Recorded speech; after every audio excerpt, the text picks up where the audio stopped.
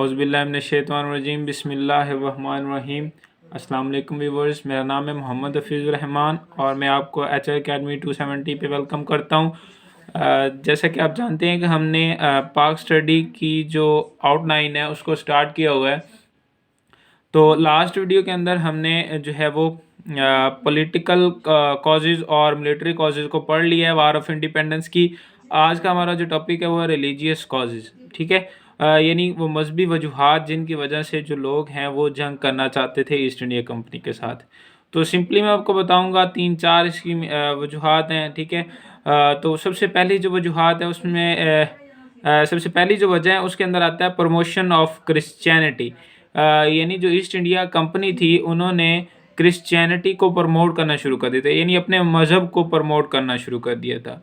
शुरू शुरू में ऐसा नहीं था, लेकिन जैसे जैसे वक्त गुजरता गया तो जो ईस्ट इंडिया कंपनी थी वो अपनी ताकत के साथ साथ वो क्या कर रही थी, अपने मज़हब को भी प्रमोट कर रही थी, जिसकी वजह से जो लोग थे उन्होंने जो है वो इसको अच्छा नहीं समझा। और ये जो दूसरे रिलीजन के जो पैरोकार थे, जो फॉलोवर थे, उनके दिल में ये एहसास पैदा हो गया कि ये जो है ये गलत कर रहे हैं, ठीक है।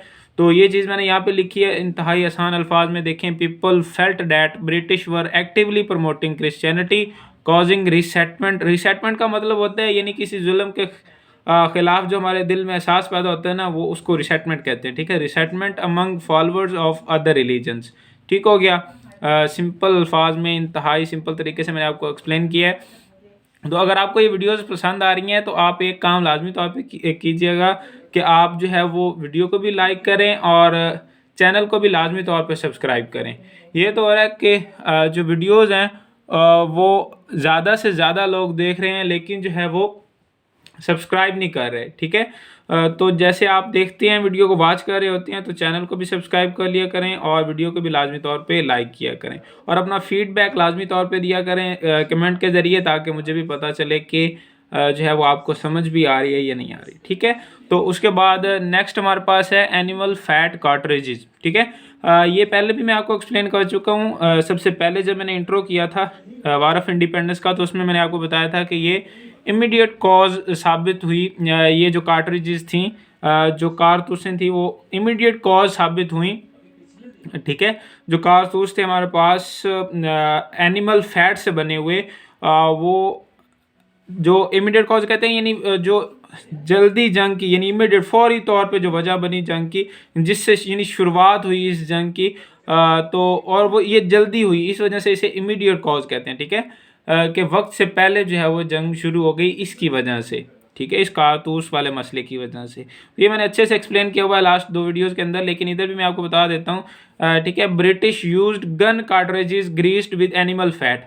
और वो जो गन के जो कारतूस थे जो ब्रिटिश इस्तेमाल कर रहे थे, वो क्या थे, ग्रीस हुए हुए थे वो एनिमल फैट से, जिसकी वजह से क्या हुआ, जो एनिमल्स थे वो 2 एनिमल्स थे, ठीक है। और वो दोनों जो हैं वो, एक जो है वो हिंदू जो मज़हब है उनके लिए जो है वो यानी आप कह लें मुकद्दस था, और दूसरा जो है वो उसको जो है वो मुसलमान जो है वो हराम, जो इस्लाम के अंदर जो है वो हराम करा दिया हुआ है, ठीक है। तो इस वजह से जो है वो इनका जो है, इनके जो सोल्जर्स थे वो इनके खिलाफ हो गए और जंग का आगाज़ हुआ, ठीक है। तो ये सिंपल सी बात है। तो ये भी देखें, एक मजहबी तौर पे एक वजह थी जो कि मुख्तलिफ सोल्जर्स हैं, हिंदू हों या मुस्लिम हों, वो ब्रिटिश के ख़िलाफ़ गए, ठीक हो गया। उसके बाद जो है वो नेक्स्ट अगर हम देखें तो नेक्स्ट है इंटरफेरेंस विद कस्टम्स। इंतहाई आसान है। इंटरफेरेंस विद कस्टम से पहले आपको थोड़ा सा पता होना चाहिए। इंटरफेरेंस का तो आपको पता नहीं मुदाखलत करना, और कस्टम्स का क्या मतलब है। कस्टम्स का ये मतलब होता है कि अगर आप इसको सर्च करें गूगल पे तो आपको मिल जाएगी इसकी डेफिनेशन, ठीक है। यानी सिंपल सी ये मैं आपको सिंपल अल्फाज में बताता हूँ कि कस्टम कहते हैं कि जो बिहेवियर हमारा चला आ रहा होता है नस्ल दर नस्ल, ठीक है। एक काम जो नस्ल दर नस्ल हम कर रहे होते हैं, ठीक है। रवायात के तौर पर, जैसे आप रिवायात कहते हैं कि हमारे आबा व अजदाद की रिवायात हैं, तो उनको जो है हम इंग्लिश में कस्टम कहते हैं, ठीक है।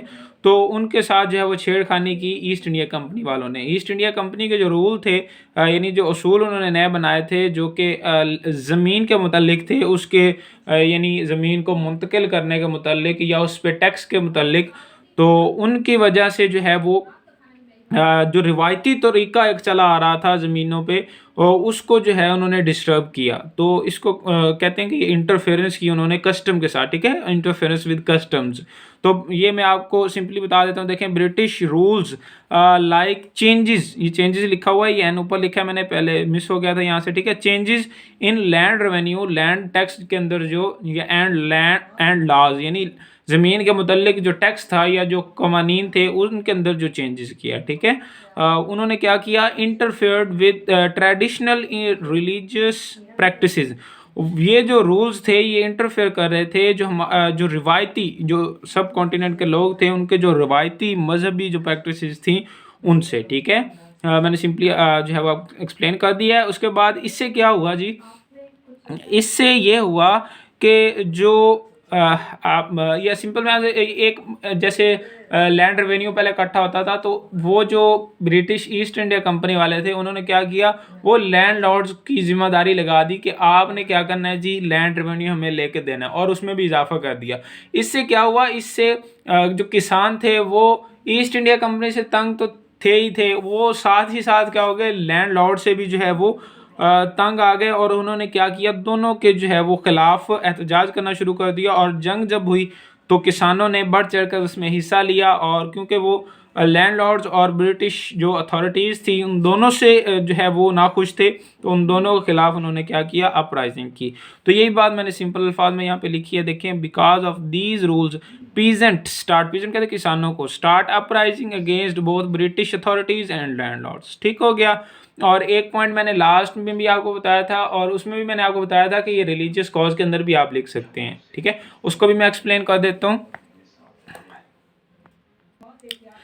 हाँ, देखें, ये लास्ट भी मैंने आपको मिलिट्री कॉजेज़ के अंदर जो हमारा तीसरा पॉइंट था वो रिलीजियस कॉजेज़ के अंदर हमारा चौथा पॉइंट होगा, ठीक है? Military orders and laws.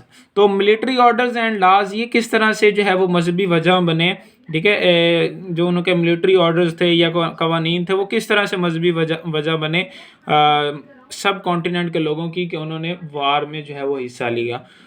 तो मैंने सिंपल वहाँ पे बताया था, लेकिन यहाँ पे भी मैं एक्सप्लेन कर देता हूँ। ब्रिटिशर्स कह लें या आप ईस्ट इंडिया कंपनी कह लें, ठीक है?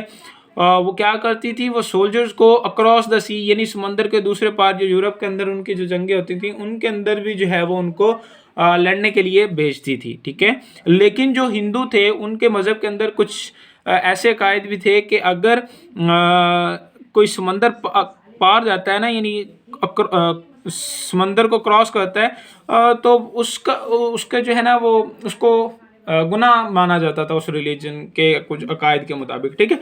तो सिंपल मैंने ये यहाँ पे लिखा है।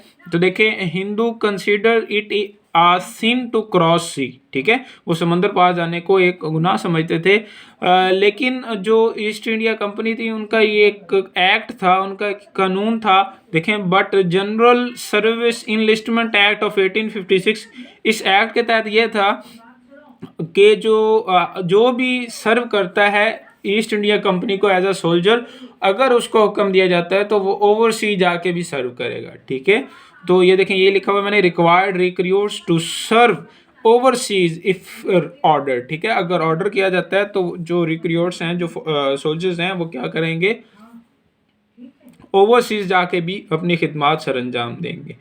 तो इससे क्या हुआ कि जो हिंदू सोल्जर्स थे ईस्ट इंडिया कंपनी के तहत, वो उनके खिलाफ हो गए। तो ये भी एक मजहबी वजह थी, ठीक हो गया?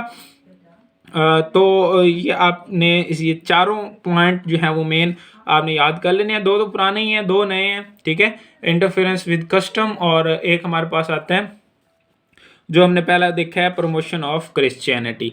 तो इनको आपने कर लेना है। अच्छा, मैंने आपको शुरू में एक बात बताई थी कि ये अगर अलग-अलग क्वेश्चन पूछे जाते हैं तो आप इस तरह से 4-4, 5-5 पॉइंट बना के लिख सकते हैं, ठीक है? अलग क्वेश्चन अगर पूछा जाता है इस तरह से कि military causes of war of independence, या पॉलिटिकल कॉजेज, या आ जाता है रिलीजियस कॉजेज, ठीक है? इकोनॉमिकल कॉजेज भी आता है, लेकिन वो अनइम्पोर्टेंट सा क्वेश्चन है, वो अगर आता है तो आपने मुझे कमेंट कर देना है, वो भी मैं आपको करवा दूंगा। लेकिन अभी तक मैं इसी पे रख रहा हूँ, और मैं नेक्स्ट फिर फेलियर की तरफ चला जाऊंगा, ठीक है? तो ये इस तरह से आता है। लेकिन अगर सिर्फ इस तरह से आ जाता है कि war of independence and its causes, ठीक है, तो अगर इस तरह से क्वेश्चन आता है तो उसको हल करने का क्या तरीका है? तो आप क्या करोगे, जो मैंने वार ऑफ इंडिपेंडेंस का थोड़ा सा इंट्रोडक्शन दिया था, उसमें इमीडिएट कॉज का जिक्र किया था, वो जिस तरह से मैंने बताया था आपने एज इट इज़ वो लिख देना है। और कॉजेज़ के अंदर फिर आपने ऐसा नहीं कर देना कि ये 4-4-5 जो कॉजेज़ हैं वो आप सारी लिखने बैठ जाओ, नहीं ऐसा नहीं करना आपने। फिर आपने सभी में से पॉलिटिकल, मिलिट्री और रिलीजियस में से जो बहुत आपको लगनी है कि बहुत अहम है, उनको चुनना है और वो लिखनी है, ठीक है। और अगर आप इसका फैसला नहीं कर पा रहे तो मैं आपको आसान जो लिखी लिखाई आपको दे देता हूँ, यानी वो आप कर लें, यानी जो इम्पोर्टेंट भी हैं और आपको वो याद भी रहेंगी, ठीक है। तो वो मैं आपको बता देता हूँ, इधर मैं लिख दी हैं, देखें ये वाली।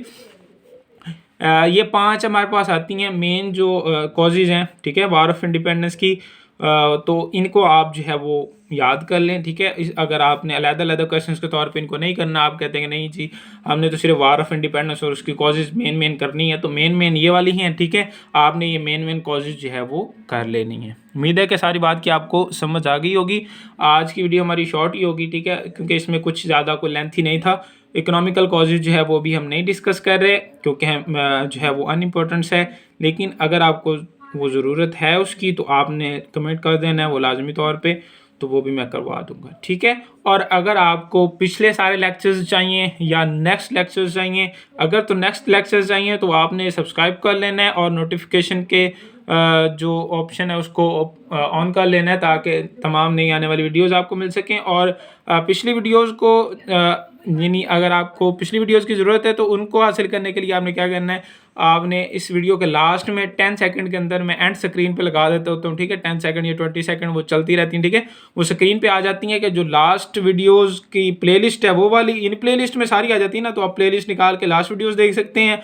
और इससे जो अगली वीडियो होगी वो भी आ जाती है, ठीक है, उस पर एंड स्क्रीन पे, ठीक है। जब एंड होता है ना इस वीडियो का, उस पर आ जाती हैं, तो आप उनसे जो है वो अगली वीडियो की तरफ जा सकते हैं प्लेलिस्ट के ज़रिए, जो वीडियो लगी हुई है उसके ज़रिए। और अगर आपने पिछली वीडियो देखनी है तो आप प्लेलिस्ट के ज़रिए जो है वो तमाम की तमाम वीडियोज़ जो हैं वो आप देख सकते हैं, जो इस प्लेलिस्ट के अंदर शामिल है। मैंने एक पूरी प्लेलिस्ट बना रखी है, जो BS के स्टूडेंट्स हैं या BBA के स्टूडेंट्स हैं वो भी, उनके भी कमेंट आ रहे थे कि हमारी आउटलाइन भी तकरीबन सेम है, तो आपके जो टॉपिक मिलते हैं वो यहाँ से कर लें, और जो नहीं मिलते वो आप कमेंट कर दें, वो भी मैं आपको करवा दूंगा इंशाल्लाह, और इसी प्लेलिस्ट के अंदर ऐड कर दूंगा। ठीक हो गया, तो आज के लिए इतना ही, मिलते हैं नेक्स्ट वीडियो में।